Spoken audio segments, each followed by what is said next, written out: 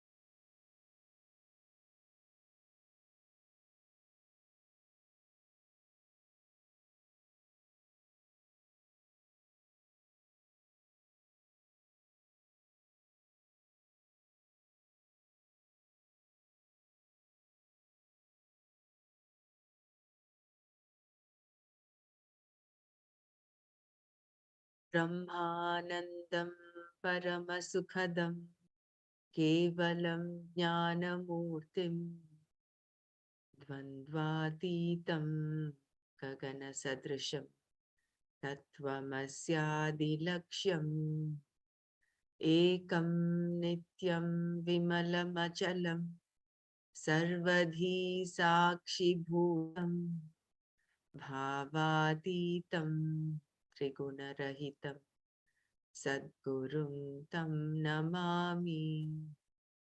श्रुतिस्मृतिपुराणानाम् आलयं करुणालयं नमामि भगवत्पादं शङ्करं लोकशङ्करं शङ्करं शङ्कराचार्यं केशवं बादराय सूत्रभाष्यकृतौ वन्दे भगवन्तौ पुनः पुनः सदाशिवसमारम्भां शङ्कराचार्यमध्यमाम् अस्मदाचार्यपर्यन्तां वन्दे गुरुपरम्पराम् वन्दे गुरुपरम्पराम्। ॐ सहना भवतु सहनौ भुनक्तु सह वीर्यङ्करवावहै तेजस्विनावधीतमस्तु मा विद्विषावहै ॐ शान्ति शान्ति शान्तिः।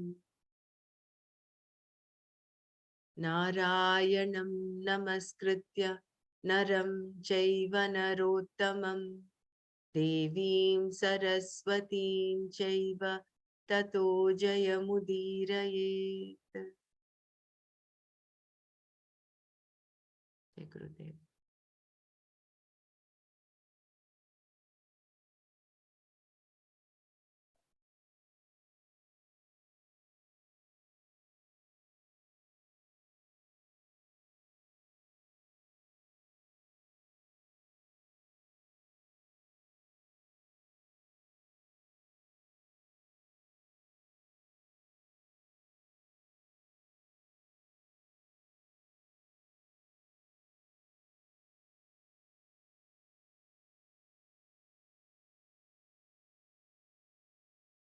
So there is this, we'll just start with this.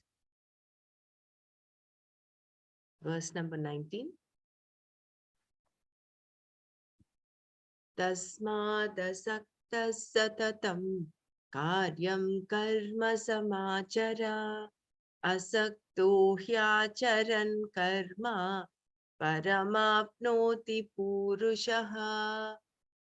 Tasmat, therefore, asaktaha, without attachment, satatam, always, karyam, what is to be done, karma, action, samachara, perform well, he, because, asaktaha, without attachment, karma, action, acharan, performing, purushaha, person, param, the highest, apnoti, attains. Therefore, always perform well the action that is to be done without attachment, because by performing action without attachment, a person attains the highest. Given what has gone before, what does the first word of this verse, therefore, mean? Krishna has just said that for the wise, there is no karma to be done, and that by doing karma or not doing it, nothing is gained and nothing is lost. Why then was Krishna now talking about performing action? Arjuna had expected him to say, therefore, Arjuna, do not do anything. But could Krishna really have said such a thing? No. It is true that he had already established that knowledge could not be gained by doing or not doing action. Pursue knowledge, Krishna said, but then what is to be done? Please do it. This seemingly contradictory statement was based on the fact that if knowledge is already there, there is nothing for you to do. But until that knowledge takes place, do whatever is to be done by you. The word therefore is connected to the topic ending with the 19th verse. The what is in it for me attitude. In this verse, Krishna also reminded Arjuna that karma that is not yoga binds the person. Performing action without attachment refers to the attitude one should have towards the results of one's actions, karma phala. A vulture flying in the sky looks as though it is just gliding along, enjoying the flight, but in fact, its eyes and beak are always directed downwards so as not to miss some dead rat or other prey to swoop down upon. No matter how high it soars, a vulture's eyes are always on the prey. Thus, the expression vulturous. People are said to have a vulturous attitude when they think that anything they do should bring them something. Because this attitude is so prevalent, people sometimes find it very difficult to understand a person who does things without expecting anything in return. One's likes and dislikes need not constantly dictate one's actions. Dharma and adharma can as well dictate them. Thus, Krishna said to Arjuna, what is to be done, please do. Through karma yoga alone, you can gain the antakarana shuddhi that leads to steadfastness in the knowledge. Only then can you revel in the Atma. Knowledge itself requires no action. It will take care of itself. This then is what Krishna meant when he said to either pursue knowledge while doing karma or take to the life of sannyasa. That this choice is there is without question, but the end is the same for both. Which one is more appropriate for you is all that matters. If you choose the one that is more appropriate for you, you will be the gainer. But if you choose sannyasa and it is not appropriate for you, the life of a sannyasi will not bear the fruits that you expect. In Krishna's view, karma yoga was exactly what Arjuna was fit for. Thus, he tells him to continue doing karma yoga and also to pursue knowledge. Not until all 18 chapters of the Gita had been taught by Krishna did Arjuna finally say, I am going to do what is to be done. He then started the fight and finished it. By the time the Pandavas had become victorious, a lot of people had been lost.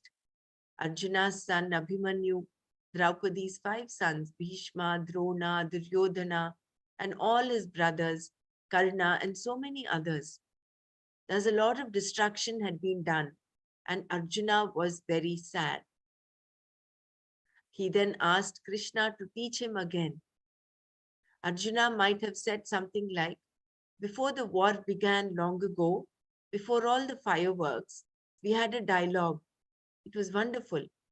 Please teach me again because I have forgotten the words. Perhaps the message is with me still, but the words are gone. Krishna replied that although he could not repeat the teaching verbatim, he could go over what he had taught him previously. Thus, there is one more Gita called Uttara Gita, meaning a subsequent Gita. Arjuna knew that he had to gain this knowledge. In his present circumstances, in the middle of the battlefield, he could only listen. There was no time for him to do a thorough analysis and reflect on everything Krishna was telling him. Therefore, it was something he had to work out. This was why Krishna told him that he should continue to do karma and gain knowledge in the process. The Shastra says that one should do what has to be done with a mind free from the hold of likes and dislikes with reference to the results of one's actions. When one performs action in this way, the mind becomes purified. Only when the mind is prepared can knowledge take place, and through the knowledge, one gains moksha. You will find this point consistently reiterated by Shankara in this Bhashya. Karma yoga or any other yoga does not directly produce moksha, as we have seen. To think otherwise is not to understand. First, the mind is to be prepared through karma yoga, and then the knowledge can take place. There is an order here, and it is this order that Krishna was describing in this verse. Then he continued, कर्मणैव हि संसिद्धिम् आस्थिता जनकादयः लोकसङ्ग्रहमेवापि सम्पश्यन् कर्तुमर्हसि. He indeed, Janakadayaha, Janaka and others, Karmana eva, by action alone, Samsiddhim, liberation, Astitaha, gained, Api also, Lokasangraham, of protecting the people from falling into unbecoming ways, Eva merely, Sampashyan, seeing the desirability, Kartum, to perform action, Arhasi, ought to. Indeed, by action alone, Janaka and others gained liberation. Also, by merely seeing the desirability of protecting the people from falling into unbecoming ways, you ought to perform action. Krishna did not say that karma is to be done by everyone. Karma yoga is meant for a person who is a mumukshu, who is desirous of the knowledge that is liberation. For a jnani, one who already has the knowledge, there is no karma to be done. Kartavyam nasti, because there is no doer. The absence of doership is purely in terms of knowledge. The jnani knows that he or she is not the doer or enjoyer of any action. Knowing this, a wise person is not bound by any karma, nor is he or she enjoined to do any karma, even by the Veda. Only a mumukshu has to do karma, as does the aviveki, one who is only interested in fulfilling his or her raga dvesha. It goes without saying that an aviveki, a person whose likes and dislikes have to be fulfilled, has no choice. Karma definitely has to be done by such a person. And while performing action, he or she has to follow dharma and adharma, right and wrong. Otherwise, the results of the person's actions will be something undesirable, if not immediately, certainly later. A person who has a value for dharma need not be a mumukshu, a viveki, but may legitimately fulfill his or her desires, keeping what is right and wrong in view. A mumukshu also does karma, but not always to fulfill his or her likes and dislikes. More often than not, such a person does karma simply in order to do what is to be done in a given situation. And if the person does perform action in order to fulfill his or her likes and dislikes, the action is performed and the results of the action, whatever they may be, are taken as prasada, gifts from the Lord. Here in this verse, Krishna provided further arguments for the performance of karma. People who have really given up everything to pursue this knowledge enjoy a certain disposition that, according to the Shastra, is not gained accidentally.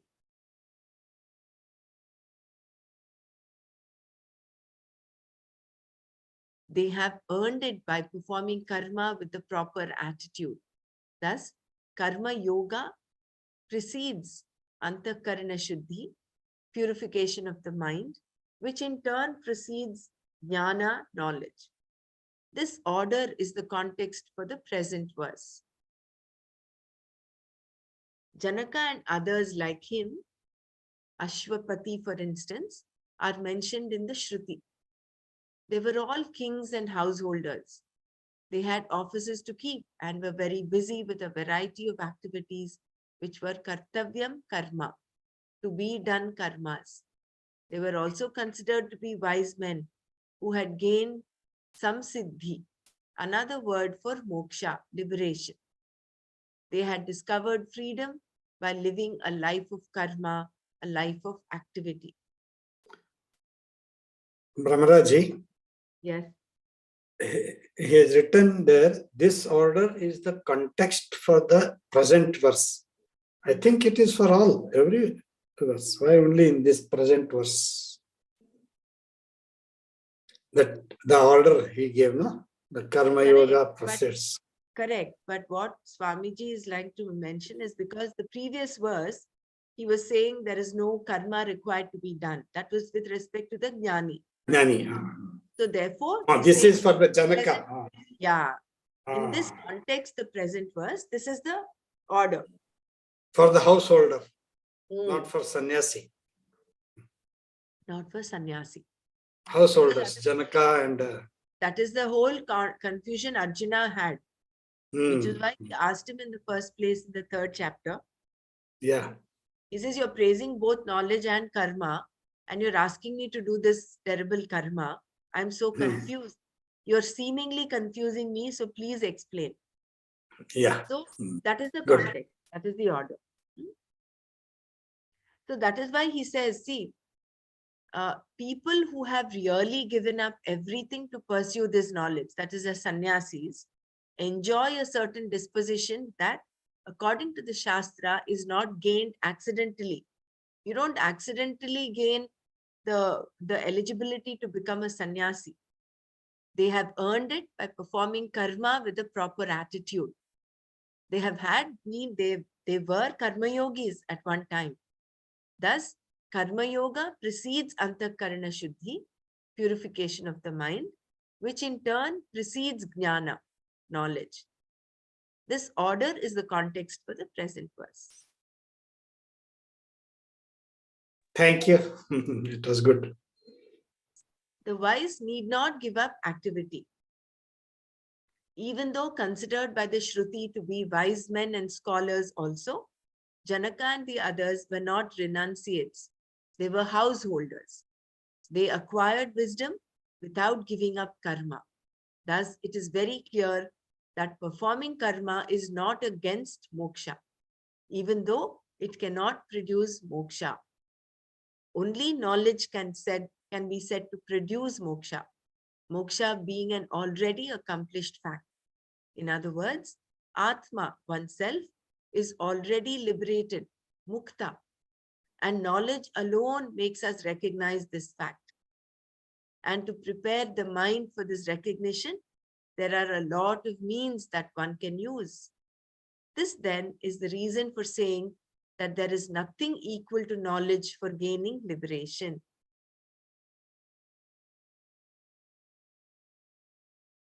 The use of the words produce and make here must be properly understood.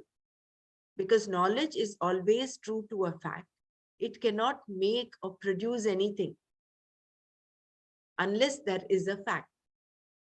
Knowledge of the pot, of the object pot, will only be equal to what is there, a pot. If the pot is a clay pot, it is a clay pot, not a brass pot. By knowledge, you cannot change the nature of the pot. You can only understand its nature. This is the very meaning of knowledge. Moksha is always for oneself. It is not for anyone else. And because the self is already mukta, moksha is always for oneself. It is not for anyone else. And because the self is already mukta, moksha can only be gained by knowledge of the fact that the self is liberated.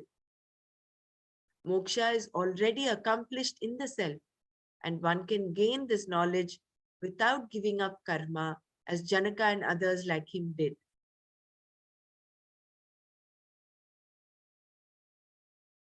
Karma so nice it is, really good. Because self is already mukta, So we are just uncovering the self. For instance, the snake is always there. The snake is the fact. Yeah. What we require is only knowledge, only that light that takes away the ignorance or the misconception that the snake, the rope is not the snake. The rope, sorry, I'm rope. talking. Sorry, the rope is already there. I'm sorry. The rope is a fact. Like the Atma is a fact. Atma is the self and it's already liberated. But the only problem with us is that there's an error of understanding. We have superimposed the snake on the rope. Similarly, we have superimposed the jiva on the Atma, the eye, the small eye on the big eye, on the Atma. And we're going around in the whole world trying to satisfy this small eye. Sansara. That's why we're going round and round in circles. Yeah. Eye is already there, it's liberated already. All we require is the light of knowledge to come. And for that light of knowledge to come, this small eye, this ahankara, or the antakarana that is there, has to be cleaned up nicely. For that, we require to do karma yoga. And once that clean mirror is there, automatically there is the opportunity for knowledge to shine. And with that light of knowledge, you realize who you are. And that is moksha, that is mukta. So we need selfless karma. And the selfless karma is seva. Therefore, we press more emphasis on seva. Not just seva. No, seva is okay. Seva is of course required. That is one aspect. But karma yoga includes much more than just seva. No, but selfless, no? It is selfless. No results, or you are not waiting for the result. That is the karma yoga. So that itself is seva. You see, whatever you do. Right. You do, and it is like doing random acts of kindness. Kindness, like that. Throughout your life. That is what. That is a karma yoga. Extrapolating that random act of kindness. That is what in the previous paragraph, which is What is in me for the attitude, the vulturous attitude? That is why people do not understand those people who do these random acts of kindness.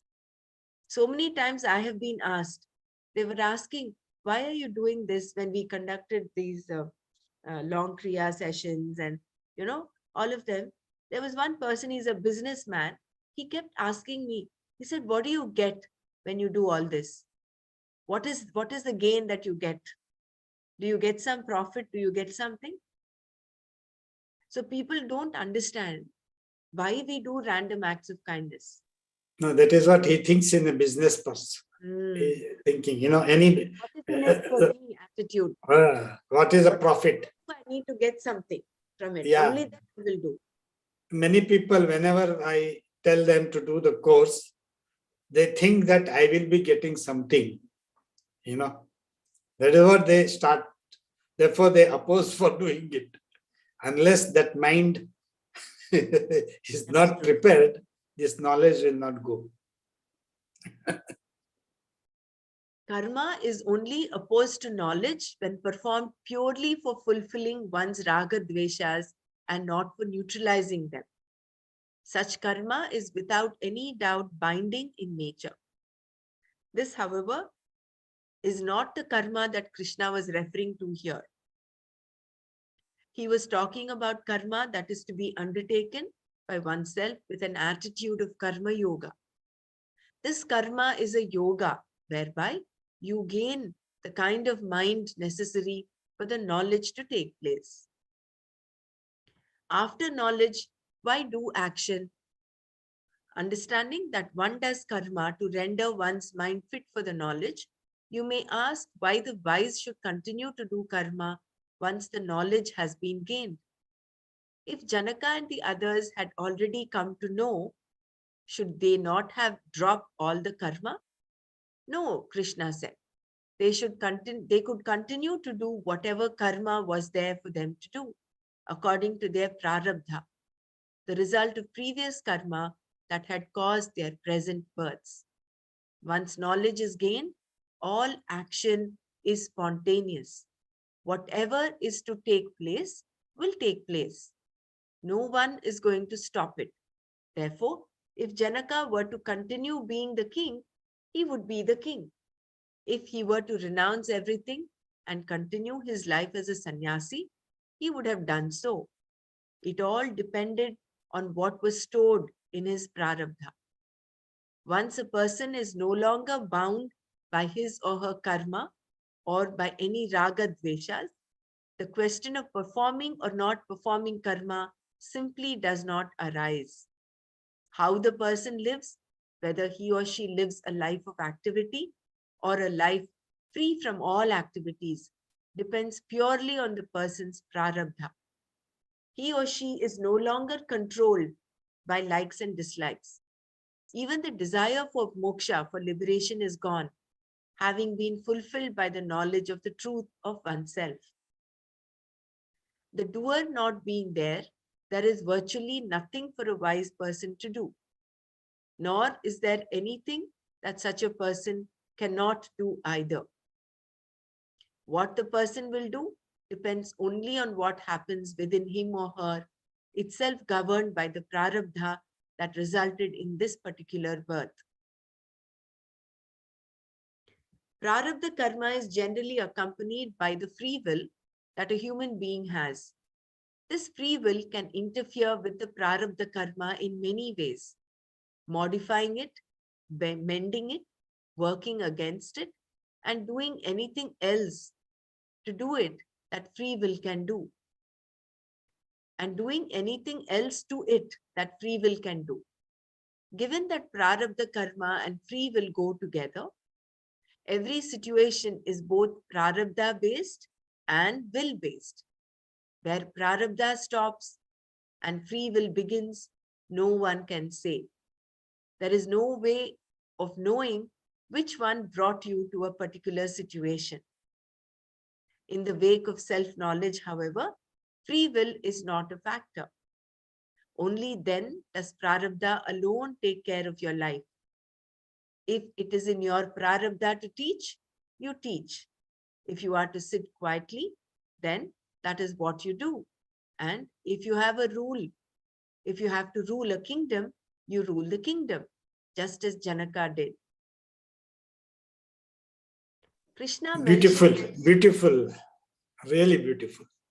Krishna mentioned Janaka here because Janaka was a king who was considered to be a wise man. Being a king meant that Janaka engaged in a lot of activities. He did not just sit and relax.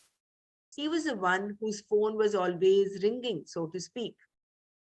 Even though he had a lot of people to help him, they were always asking him for advice. They would ask, what should I tell this person? What should I tell that person?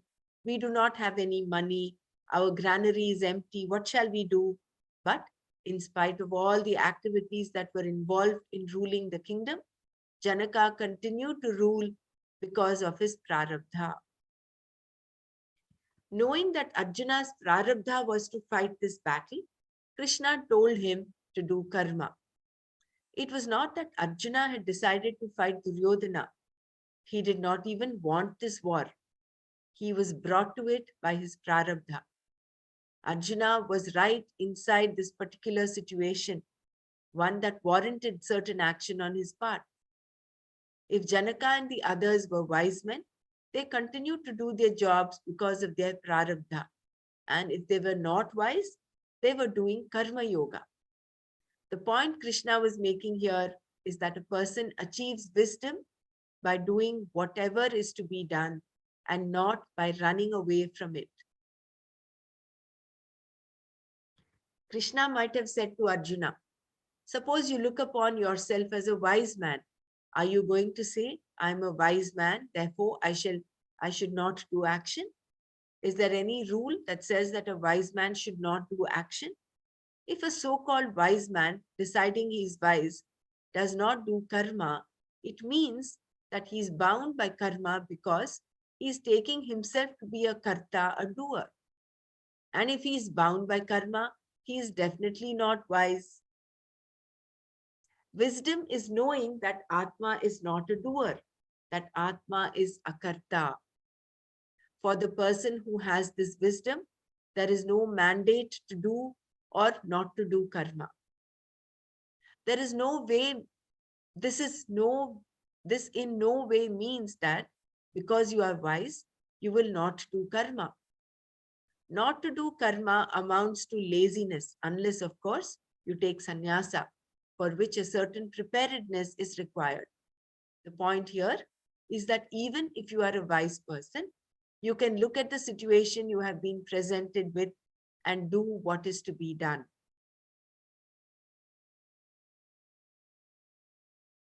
So a wise person will do what is to be done without the element of free will coming in.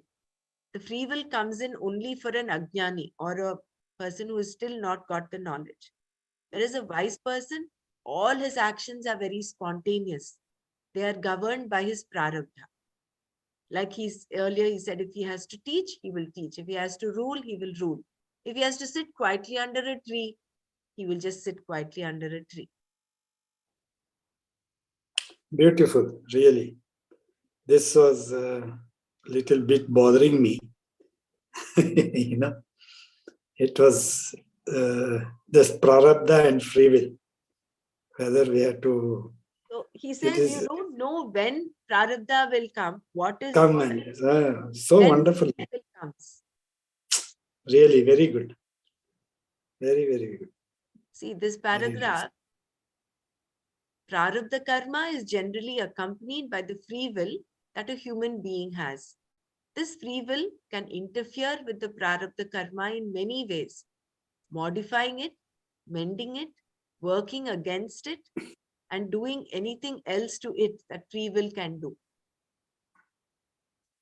Here, I think that thing of kartum shakyam, akartum shakyam, anyatha va kartum shakyam. So that is a free will. Within that prarabdha karma and free will go together, every situation is both prarabdha based and will based. Where prarabdha stops and free will begins, no one can say. There is no way of knowing Which one brought you to a particular situation?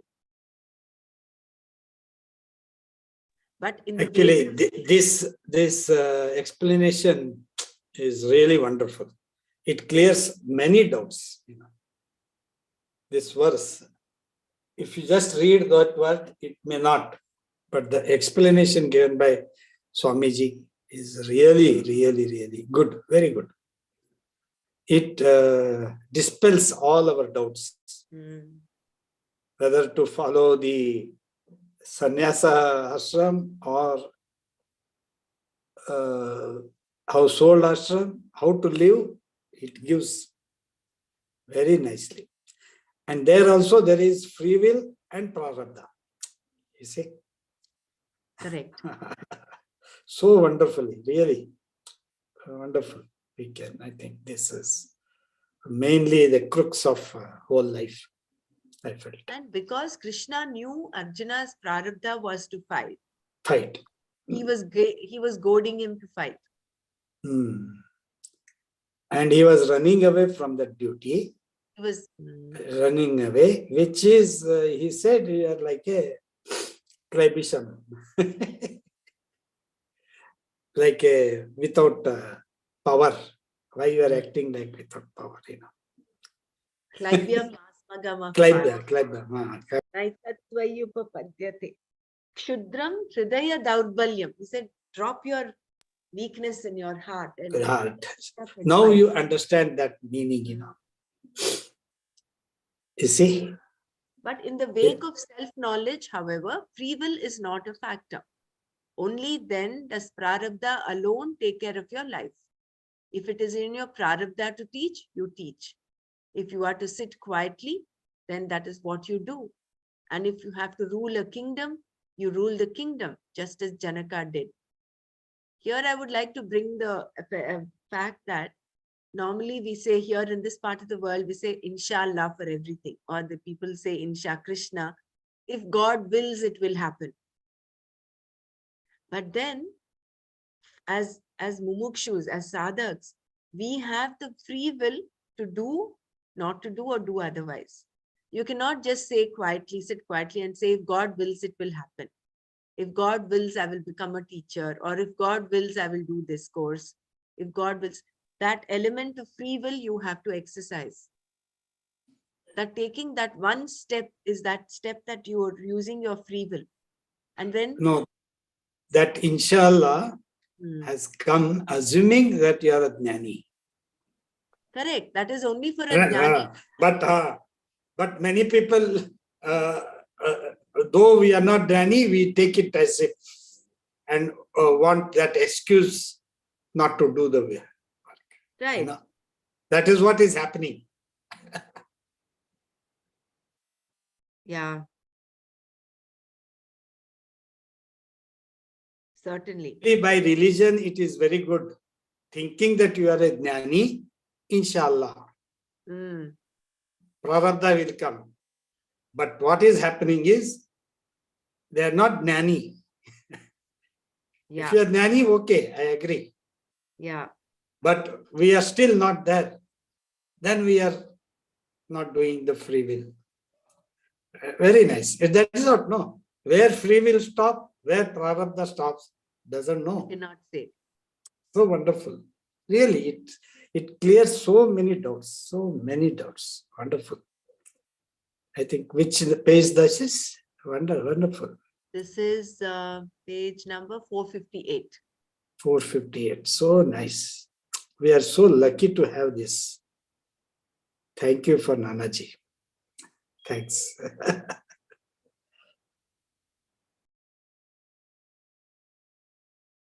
Arjuna was a leader. Can I request someone to read? I have a 2-minute work to do. I have to send an important email. So can one of you continue to read? I can read, but that someone has to put the... Yeah, I will move it up. Oh, sorry. Yeah, I will move it up because I can send the email from my phone. You can start. Screen, Brahmaraji? Okay, you can do Belaji. Bela, you can Oh, read. sharing the screen. If Sureshji would like to read, I can share the screen. Give me 2 minutes. I have to. Uh, Yeah, you can start reading in the meantime, Sureshji. Okay. Arjuna was a leader. In Arjuna's case, the people had to be protected.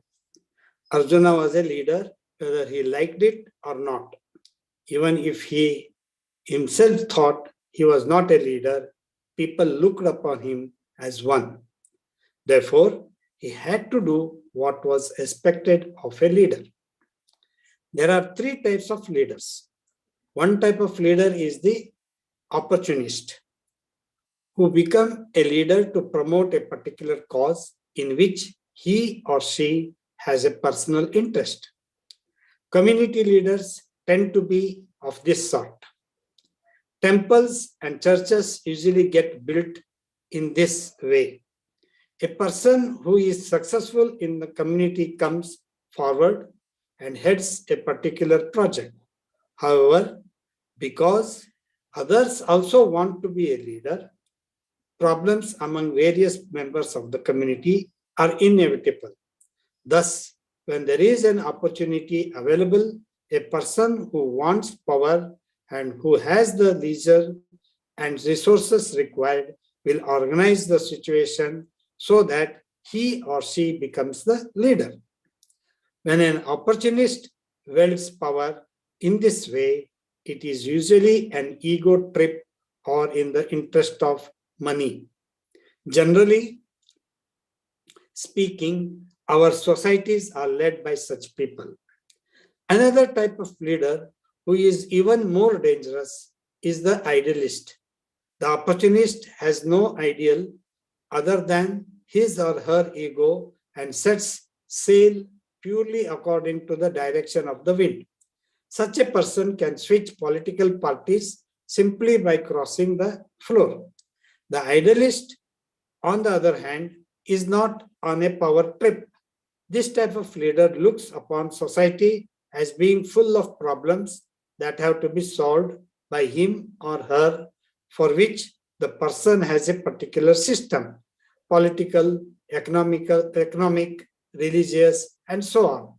Certain religious leaders, for example, tend to think that they think that they alone have the answers and everyone else is a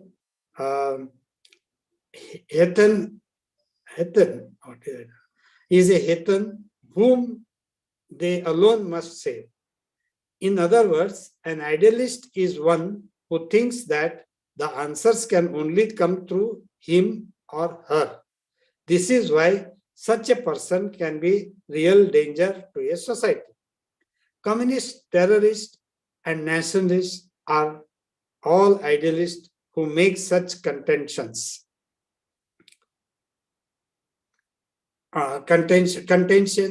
as my country is the greatest country. My culture is the greatest culture. My religion is the greatest religion. Or my political or economical system is the only answer. An opportunist can easily be discovered, whereas the idealist converts more and more people to his or her way of thinking. When an idealist talks, there is so much conviction, so much heart and mind being brought to bear on the topic that those who are gullible will go along with whatever is being said.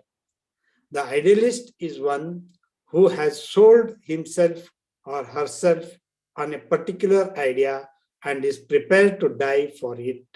Hitler being a case in this point, in the point.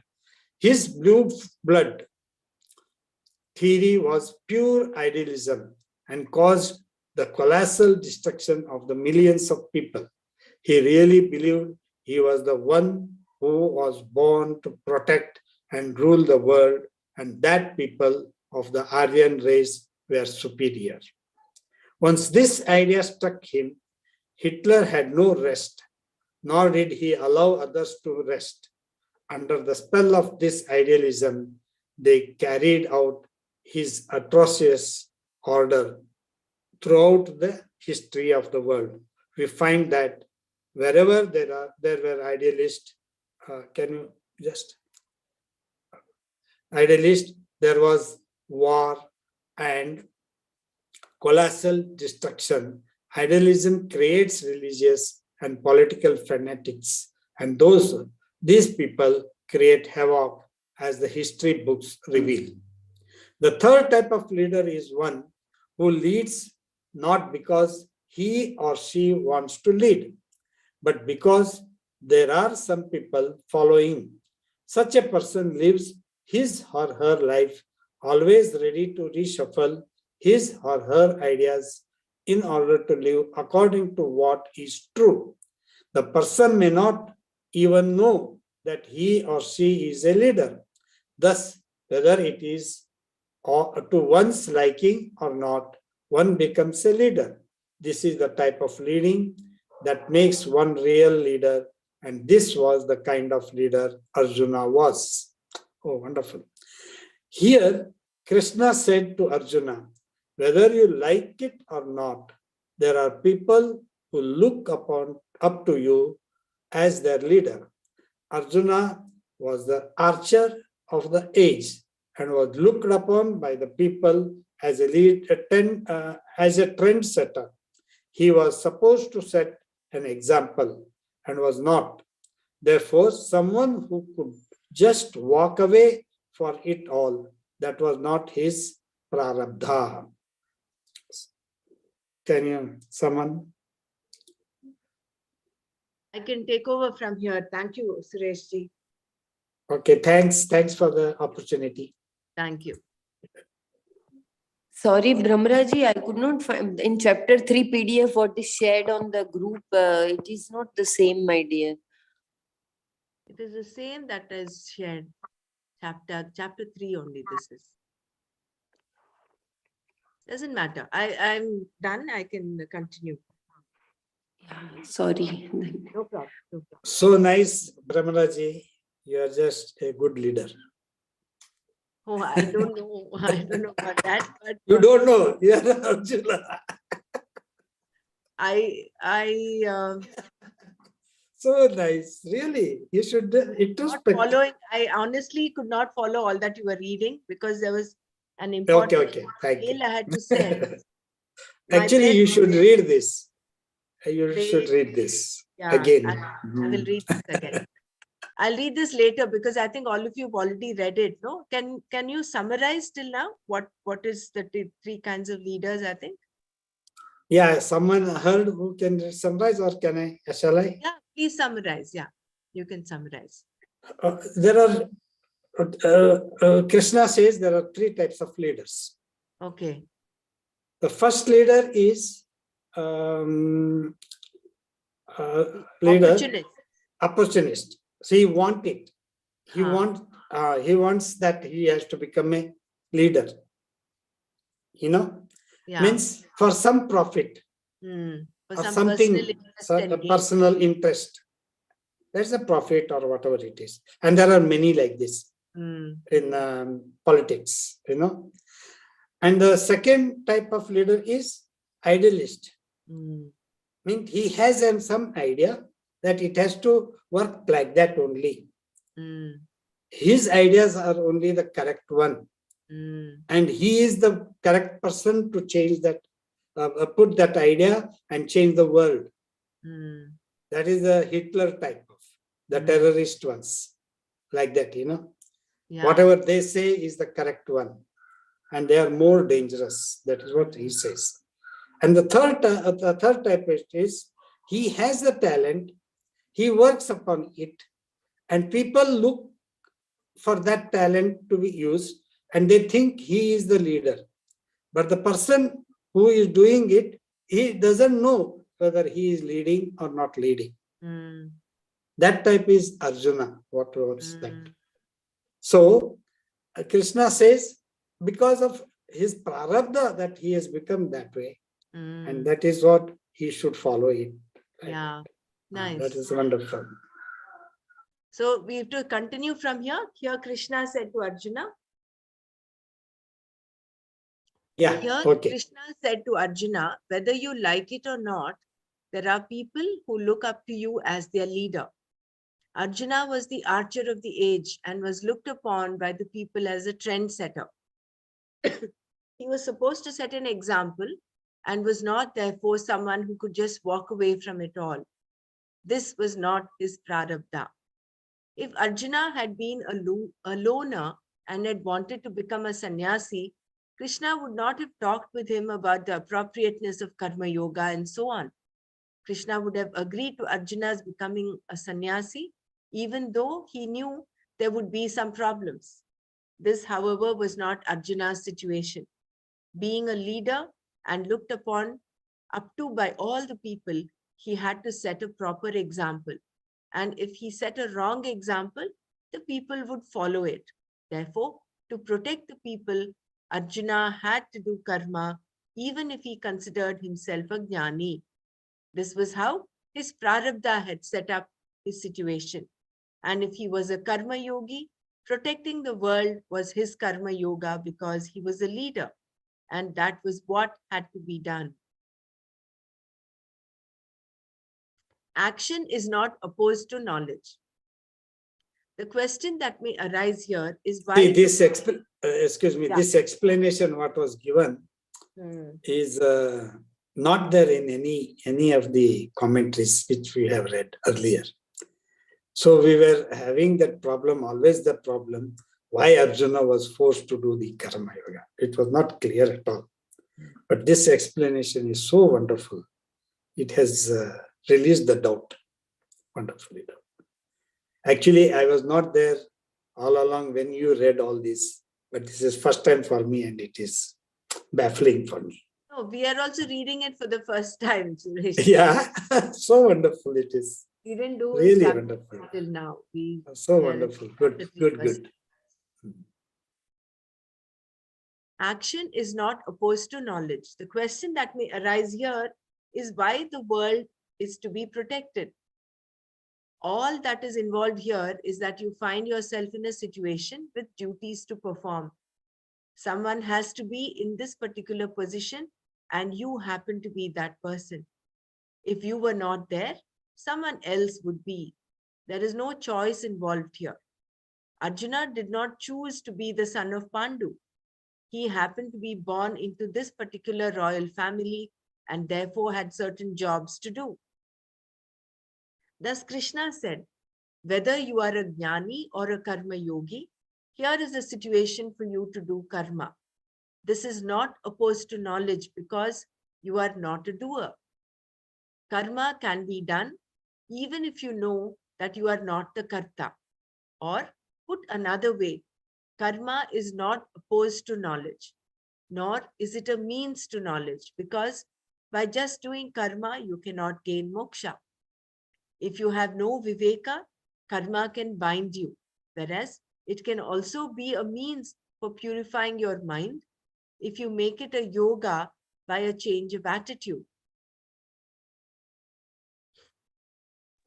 Here the viveka comes, so wonderfully, nicely. That is the first pillar of for knowledge. Correct. We do it in advanced course. First pillar, That viveka is what Swamiji was talking about, emotional maturity. That we have to evolve as human beings because we have the faculty of choice, of free will. But viveka means grow. You should know who you are. That is viveka.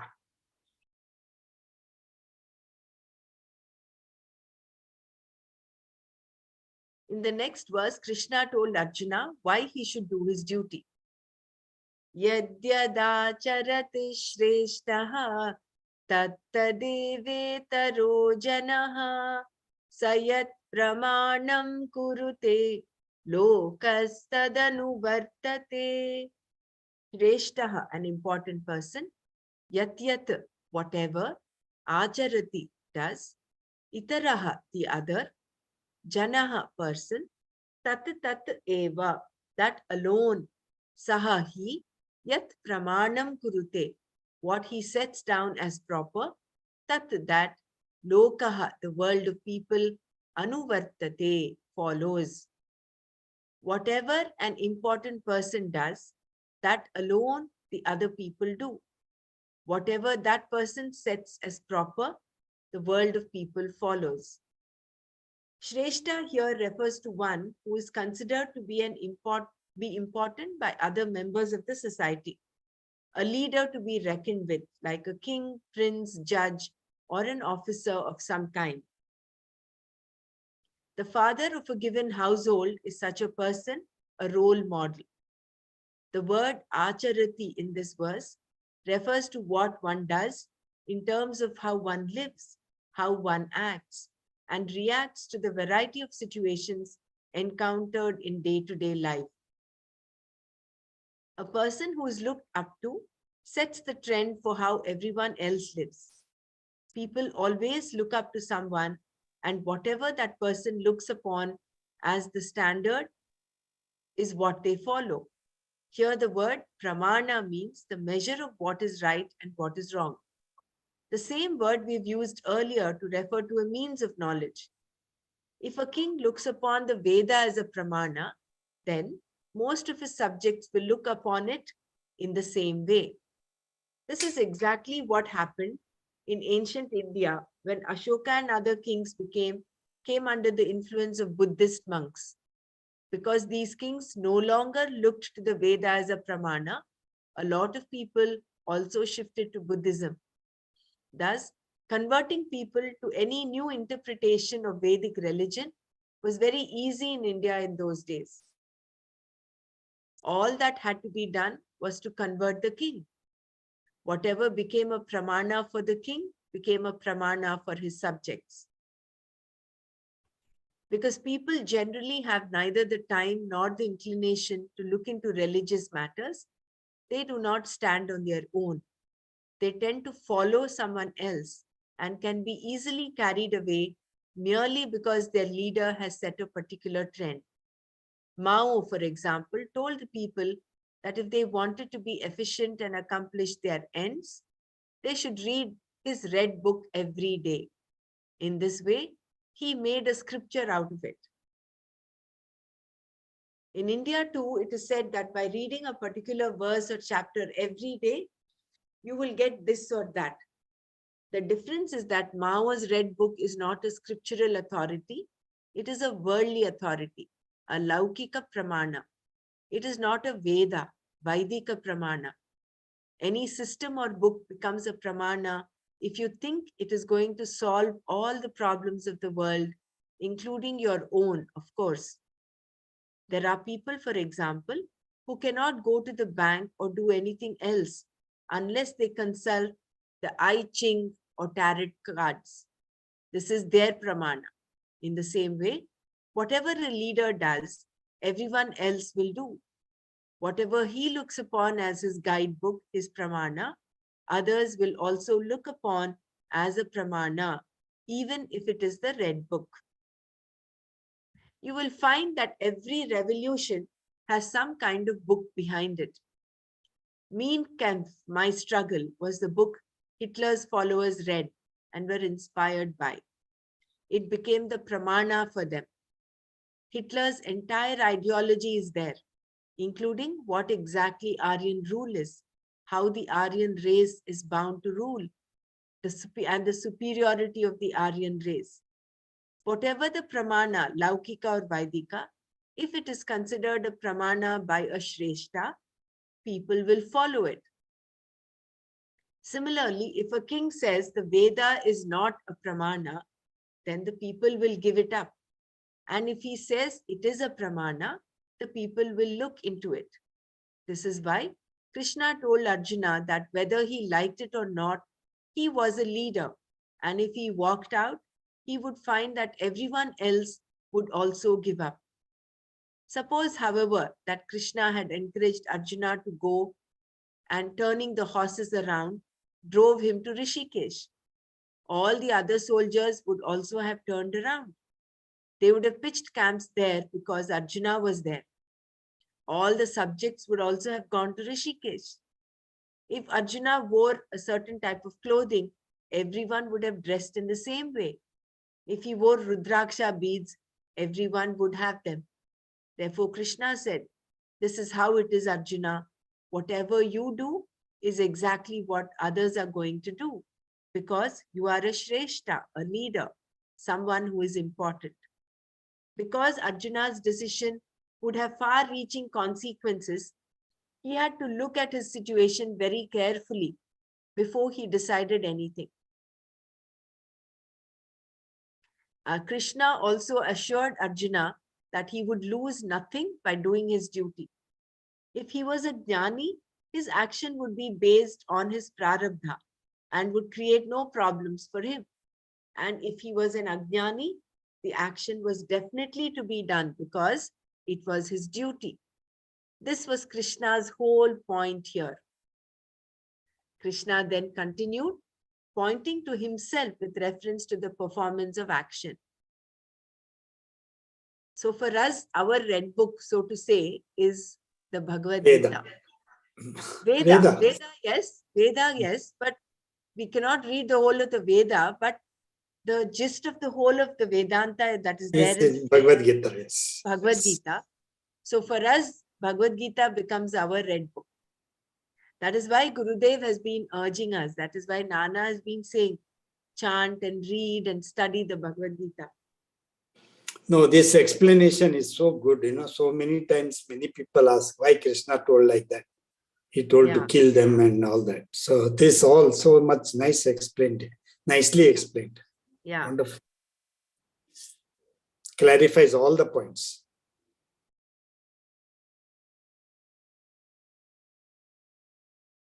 So the next verse is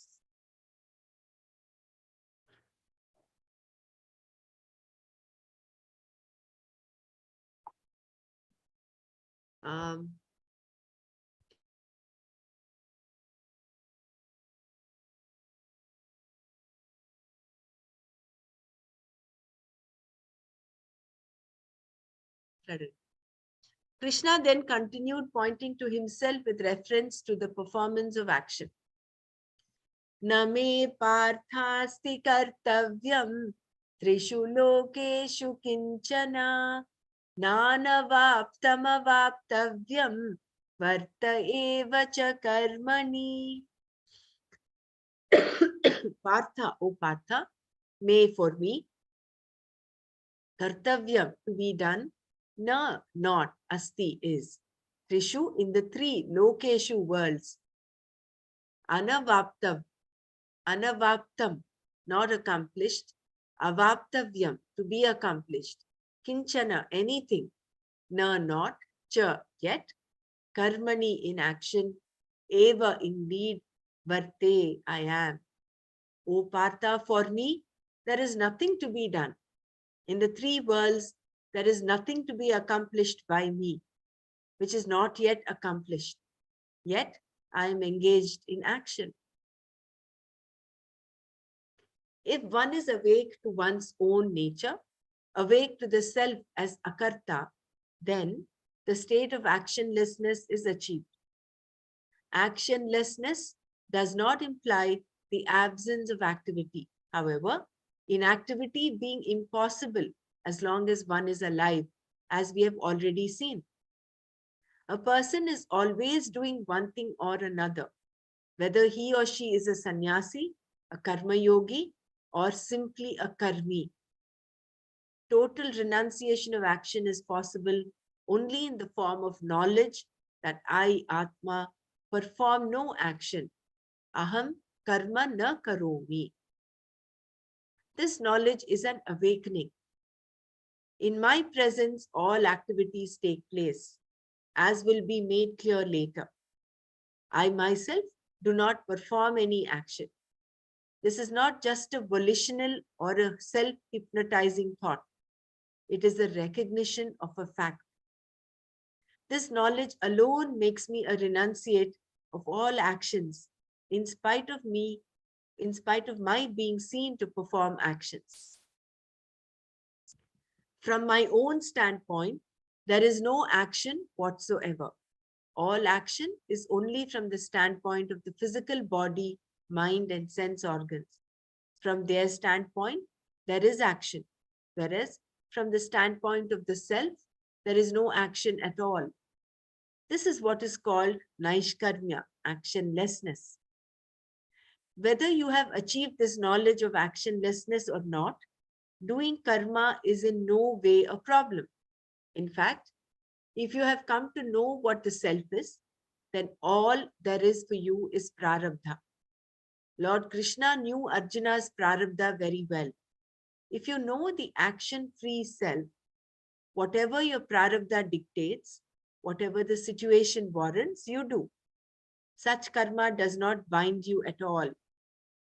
If you are an ajnani, unaware of the fact about the Atma, then karma can become a yoga for you, neutralizing your raga dveshas, your likes and dislikes. Raga dveshas cannot be neutralized unless you pay attention to them, which is what karma yoga is all about. Either way then, whether you are a jnani or an ajnani, you can perform action. What is there to accomplish? Here in the verse, Krishna talked about himself with reference to action, saying that there was nothing to be done by him, nothing that was not accomplished, nor anything that had yet to be accomplished.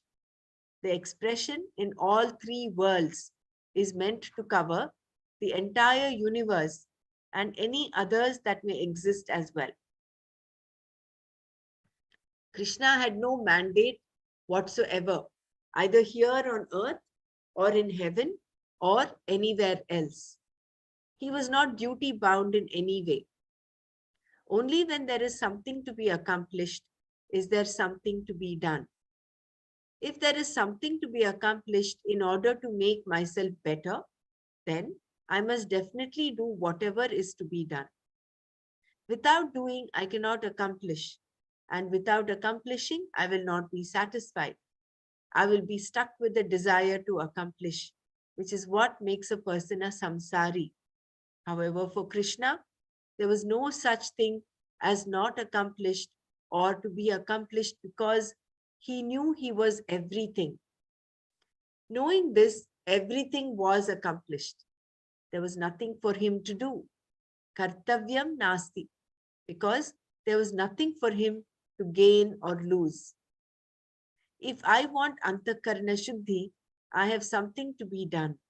Kartavyam asti. I have to do karma with a karma yoga attitude, yoga buddhi. Only then will my mind become pure enough for the knowledge to take place. And of course, I have to do karma if I want to fulfill my raga dveshas. Most people have a long list of items to be done in order to fulfill their likes and dislikes, and they perform actions for this purpose alone.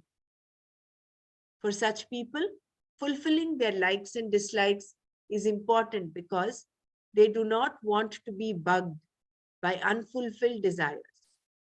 However, desires, kamas, are no different than bugs. They breed and grow very quickly. Desire bugs do not remain single or childless. They make sure that before they go, they have left behind at least a handful and have a definite knack of generating their own species in great abundance.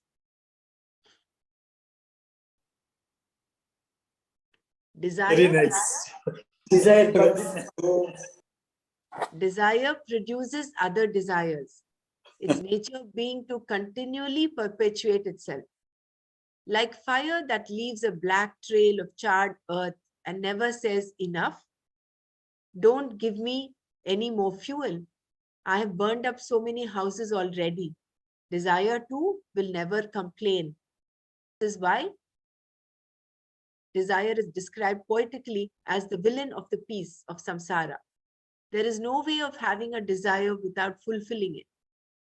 Thus, we always have a list of things to be done. Karyam kartavyam asti.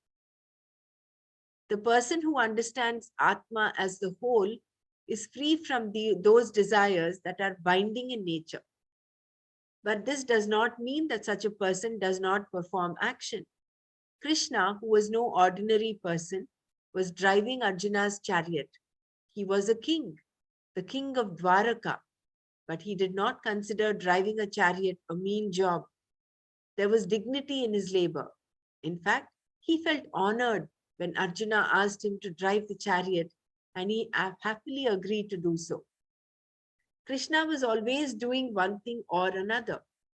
His entire life had been one of activity, even though there was nothing for him to accomplish. From childhood onwards, he had been destroying one demon after another. And if there was nothing else to do, he would pick up his flute and keep everyone else busy singing and dancing. This was Krishna, always active. Before I came here to drive your chariot, I went as a mediator to Duryodhana. Krishna could have said to Arjuna, I played the role of a messenger, in fact. Then I came back and told you what Duryodhana said. And now I'm driving your chariot. And in response to your request that I teach you, I'm doing that too right now. Why was Krishna always in the midst of action? This he answered in the next verse.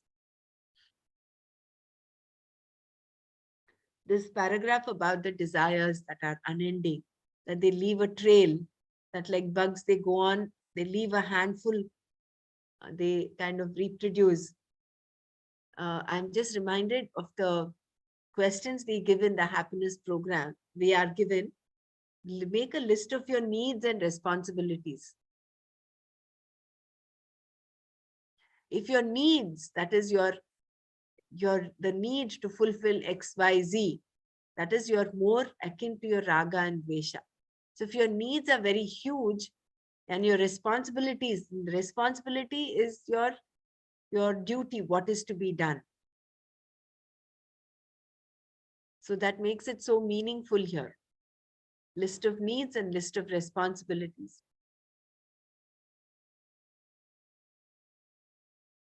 I was always wondering how Gurudev has taken all the points and squeezed everything into such a simple course. I have been wondering such a thing, every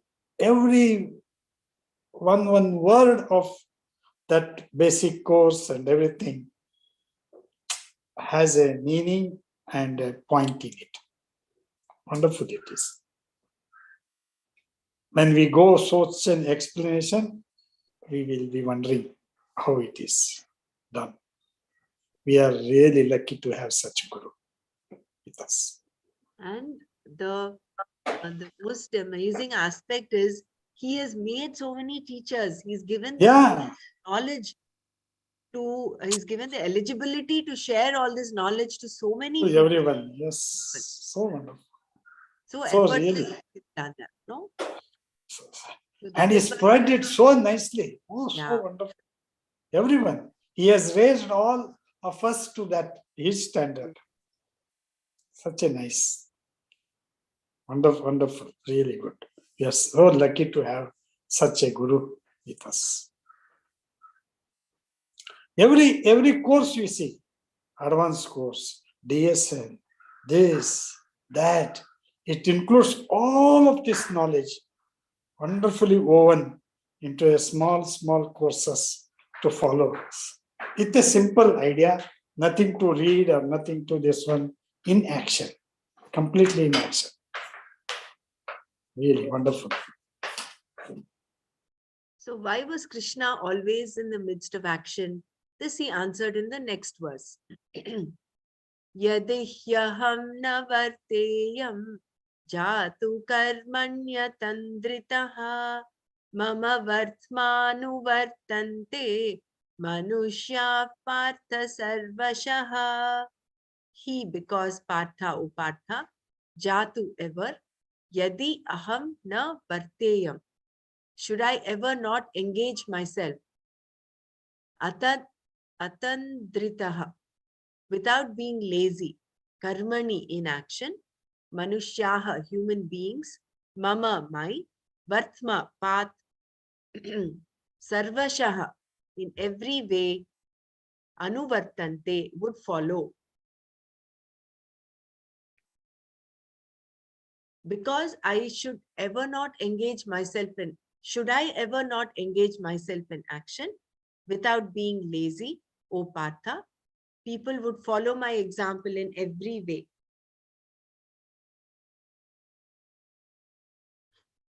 Here Krishna told Arjuna that if ever he became inactive, all human beings would follow him in this respect.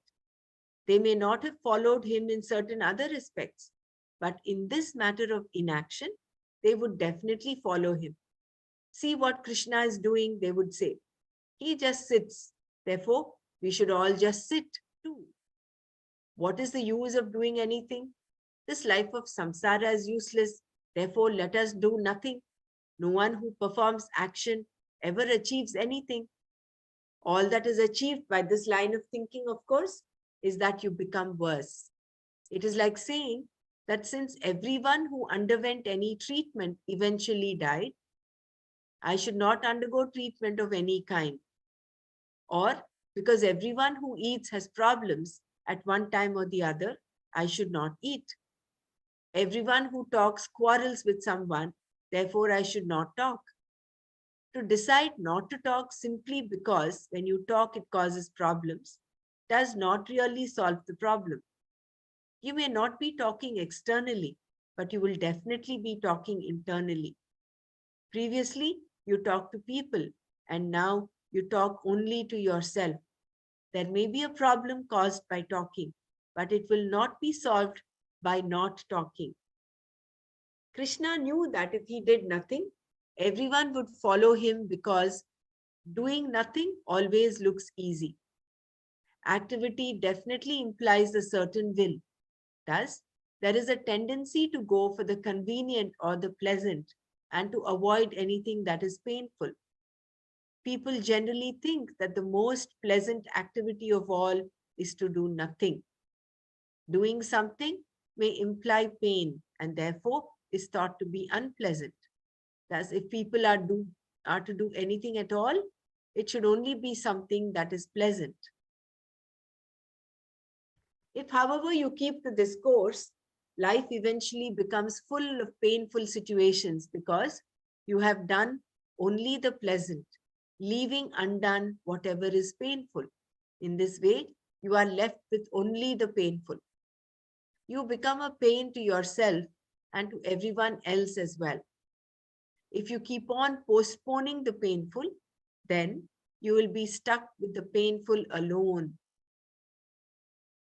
The pleasant is done and the painful remains undone.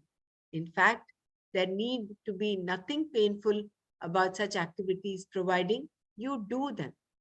Then they are out of your way and you have only the pleasant to do.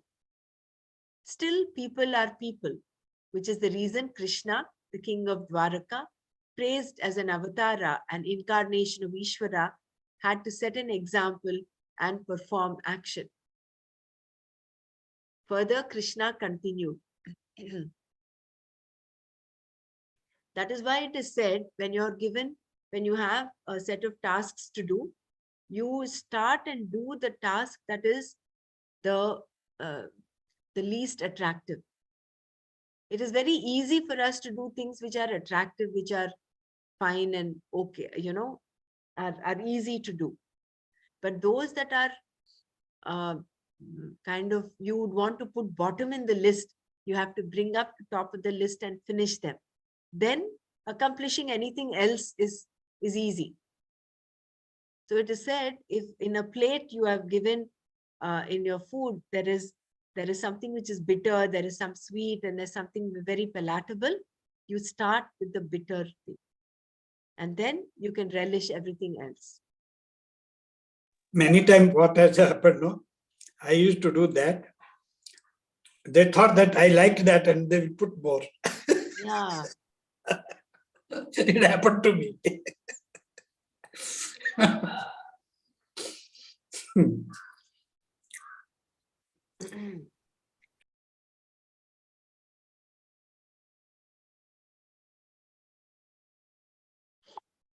So should we continue to the next chapter, next shloka, or we'll just do a manana of what we did till now?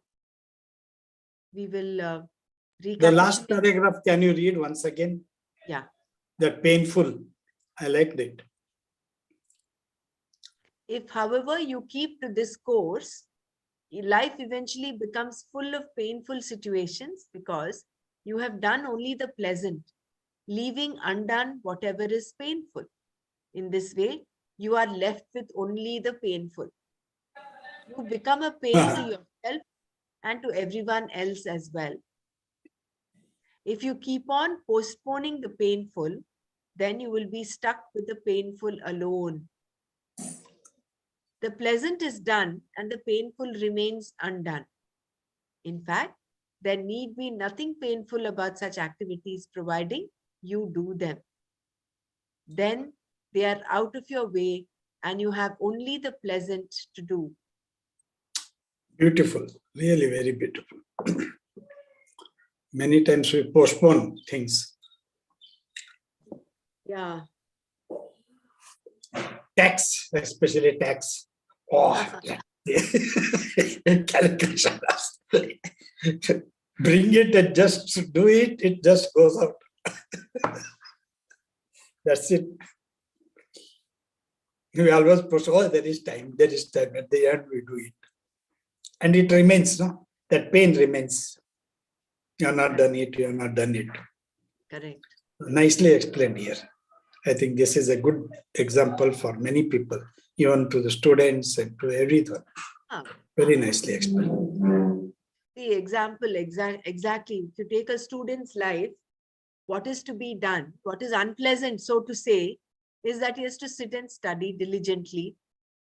For the majority of students, there are some students who find studies very, very pleasant and they continue doing it. That is different. That is a different set of students.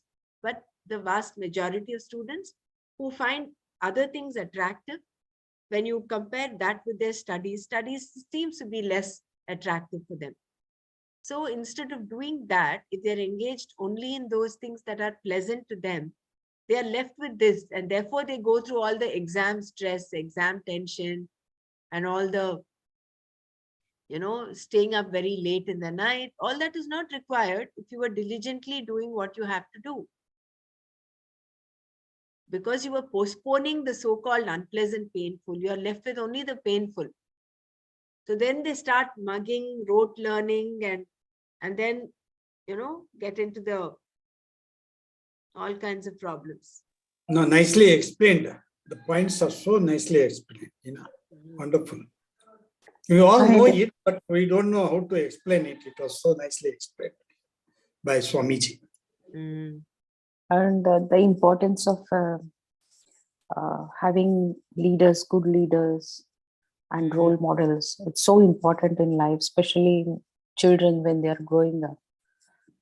Right from parents, their school teachers, they try to emulate them. It's so important. And now with the surge of social media, there's so much of knowledge and so much of information there. It is so easy for anyone, not just children, to get waylaid.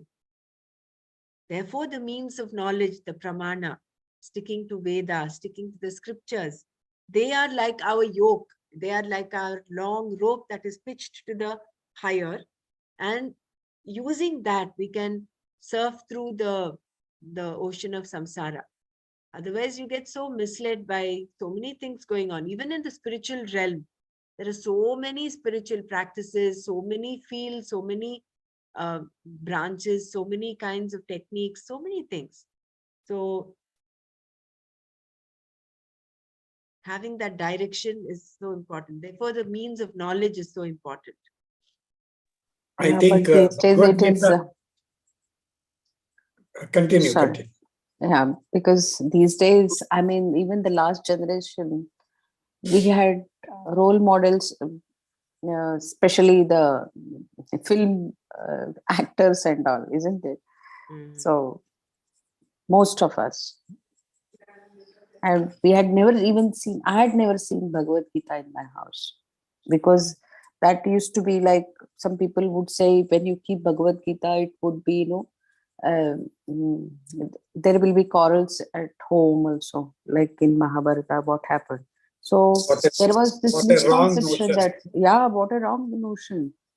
And this kind of knowledge, knowledge, Adhyatma is only for the old people, not for the youngsters. This was the notion then, because my mother also was saying, why are you doing at this age? This is to be done only at the, or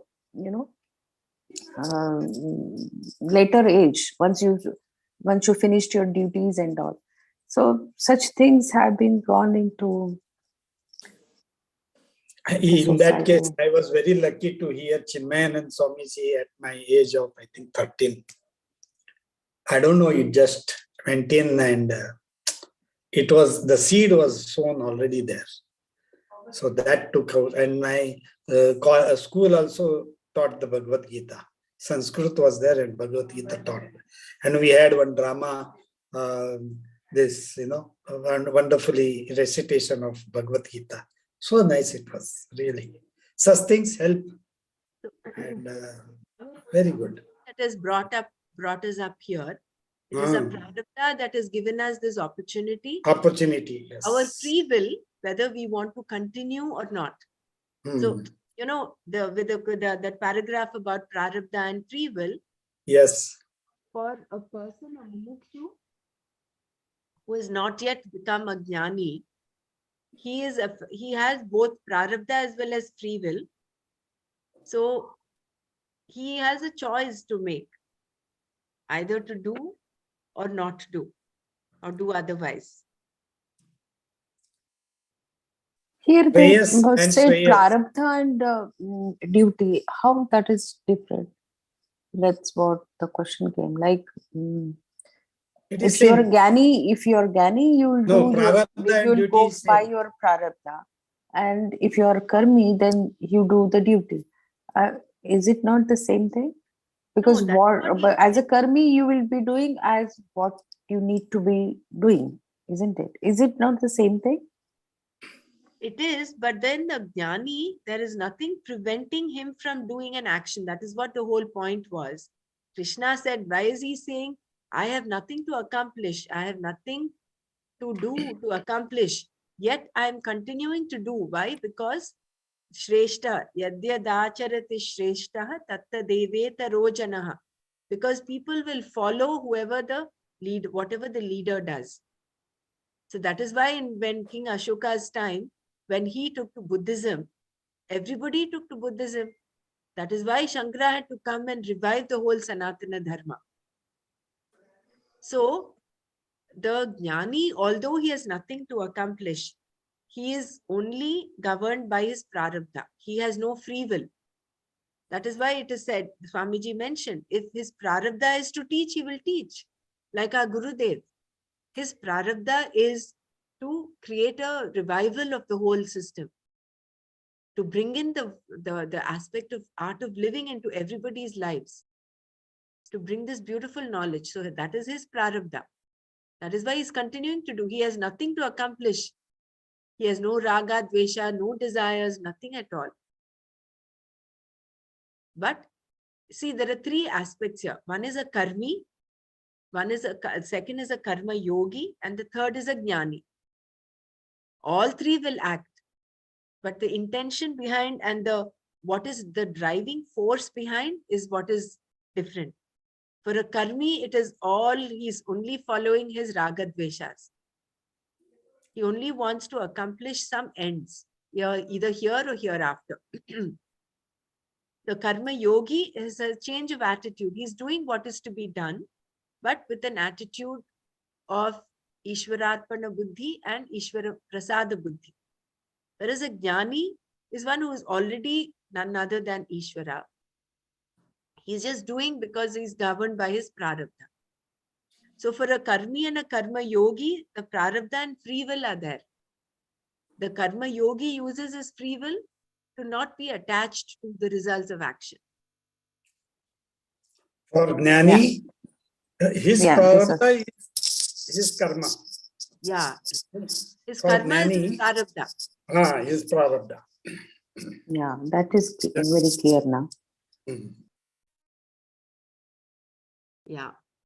So what I was thinking yesterday, what is to be done is to be done, right? So we have read earlier that Kala is also Devata, and when we worship Kala, worship time, it is we are recognizing Ishvara there. So we decided that we'll start on time and end on time. So 6:30 sharp, we will close from today. What is to be done is to be done, right? So on that note, if there's anyone wants to share, we have 1 minute, and after that we'll close.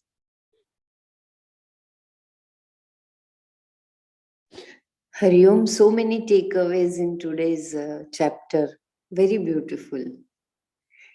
Something very painful, I think it reminds me of our childhood, where our elders had told us to do certain things, even though it was so, I mean, whether it is yoga or exercise or healthy routine, it may seems to be painful in the beginning, but later on it is really helpful. Whether it is chanting or whatever it is, I don't say that chanting was painful, but it was to accommodate it in your routine life as Nitya Karma. Correct. That is what is this one, no? Atha Yoganuशासनम. That is Patanjali Yoga's first sutra. Yeah. That is what, means it is self-disciplining, and that is always painful. Beginning. Tadagre vishamiva pariname amritopamam. Begin with, it seems like it's very difficult, but the end is very beautiful, like Amrita. Okay. So on that note, we will wind up here today. Om Loka Samasta Sukhino Bhavantu. Om Shanti Shanti Shanti. Om Tat Sat Shri Krishna Arpanamastu. Jai Gurudev. Jai Gurudev.